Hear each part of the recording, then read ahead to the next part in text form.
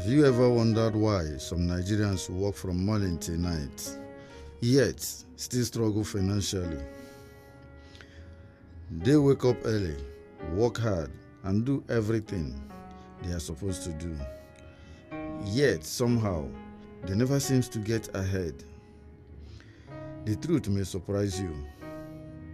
Hard work alone doesn't create wealth. Before we continue, like this video and subscribe for more money tips made for Nigerians. The first reason is relying on only one source of income. When that income stops, everything becomes difficult. The second reason is rising expenses.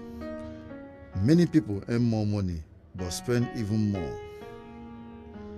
Another problem is not learning valuable skills. The market pays for value, not just effort.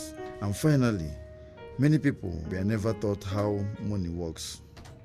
We learn how to earn money, but know how to grow it.